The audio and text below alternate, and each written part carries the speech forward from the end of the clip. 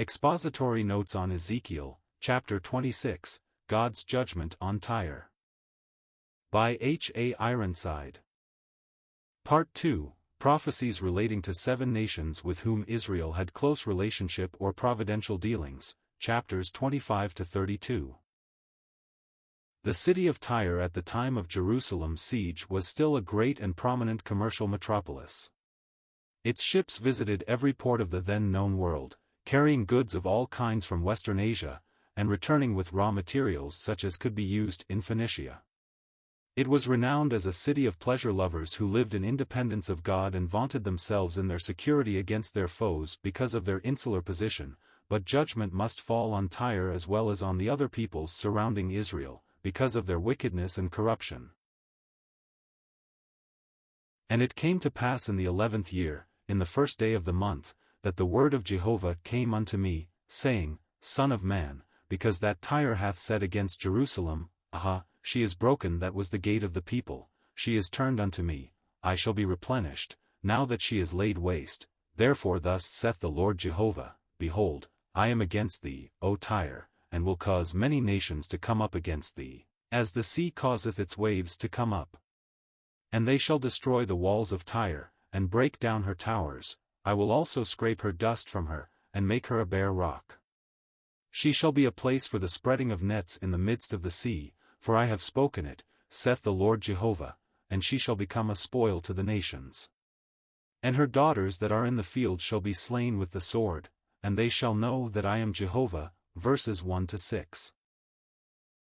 This prophecy was given about 2 years after the one we have just been considering, as recorded in the previous chapter.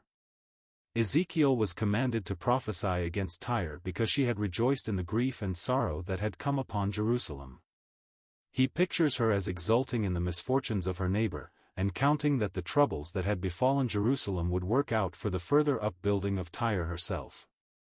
Because of her heartless attitude, Jehovah declared himself to be against her, and announced that he would cause many nations to come up and besiege her, so that it would seem that the sea itself were hurling its waves upon the doomed city. The walls of Tyre should be destroyed, her towers broken down, the very dust of her foundations scraped away so that it would appear as but a bare rock in the midst of the water. So literally has this prophecy been fulfilled that even at this very day the rocky island on which Tyre once stood is now in exactly the same condition as foretold here. It is still a place for the spreading of the nets of fishermen, and has been the astonishment of many who have beheld it throughout the centuries. The outlying villages were to be destroyed with the mother city, and this, too, came to pass in due time. The means whereby this destruction was wrought is predicted in the next section. For thus saith the Lord Jehovah, Behold, I will bring upon Tyre Nebuchadnezzar king of Babylon, king of kings, from the north, with horses, and with chariots, and with horsemen, and a company, and much people. He shall slay with the sword thy daughters in the field, and he shall make forts against thee, and cast up a mound against thee, and raise up the buckler against thee. And he shall set his battering engines against thy walls, and with his axes he shall break down thy towers. By reason of the abundance of his horses their dust shall cover thee, thy walls shall shake at the noise of the horsemen, and of the wagons, and of the chariots, when he shall enter into thy gates, as men enter into a city wherein is made a brae chapter with the hoofs of his horses shall he tread down all thy streets, he shall slay thy people with the sword, and the pillars of thy strength shall go down to the ground. And they shall make a spoil of thy riches, and make a prey of thy merchandise, and they shall break down thy walls, and destroy thy pleasant houses, and they shall lay thy stones and thy timber and thy dust in the midst of the waters. And I will cause the noise of thy songs to cease, and the sound of thy harps shall be no more heard. And I will make thee a bare rock, thou shalt be a place for the spreading of nets, thou shalt be built no more, for I Jehovah have spoken it, saith the Lord Jehovah. Verses 7 to 14.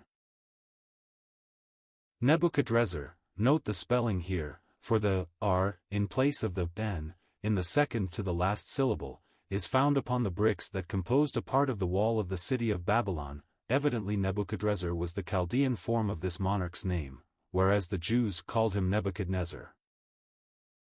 He little realized, when fired with ambition to be monarch of all the world, leading his armies against nation after nation, that he was really the instrument in God's hand for punishing the peoples who had turned away from the truth of God and followed after their idols.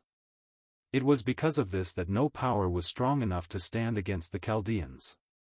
Every engine of war then known was put into action by them and used for the breaking down of the walls and towers of the cities that they besieged, their vast cohorts of cavalry, their wagons filled with instruments to use in the siege and chariots whereby to attack their foes, made them a fearful power to be reckoned with.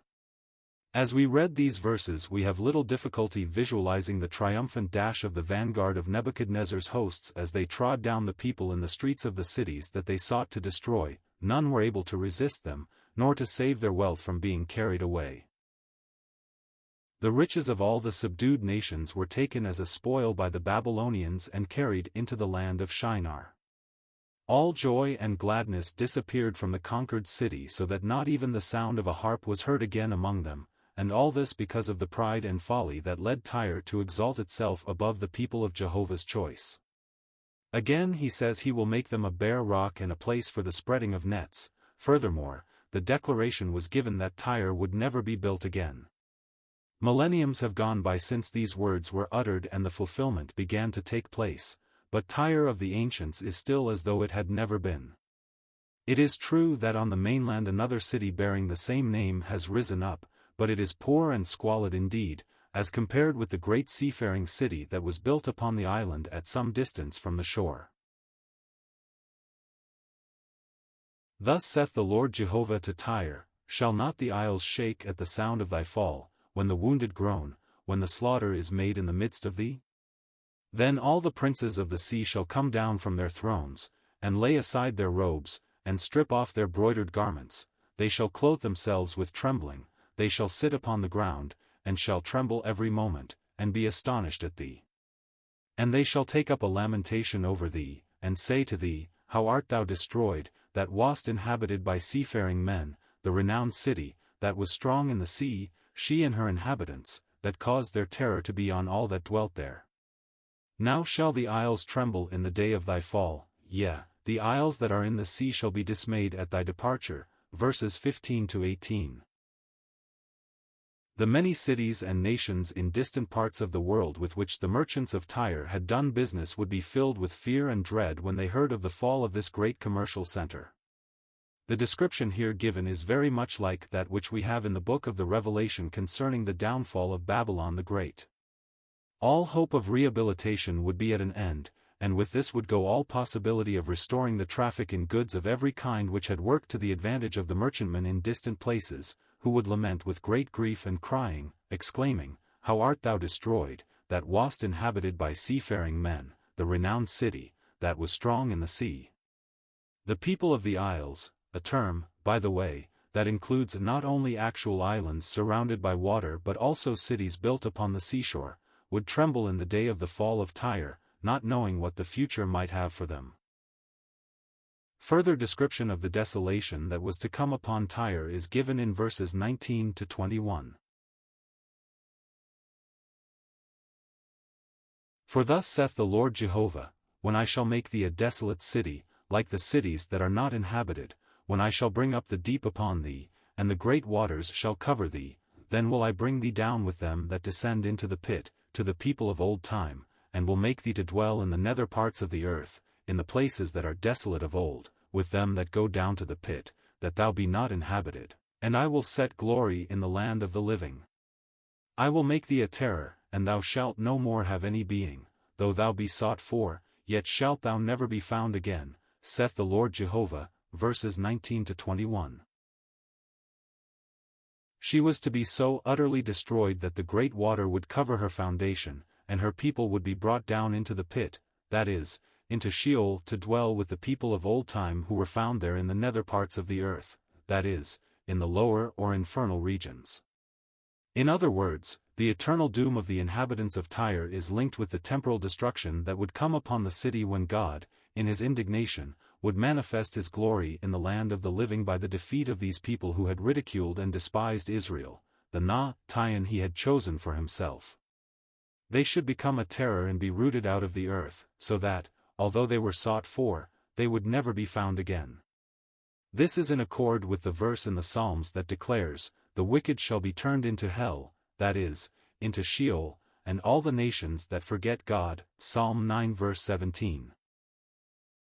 Tyre had forgotten God, therefore the desolation that was to come upon her with the eternal doom of her people by casting them into the outer darkness in the depths of Sheol.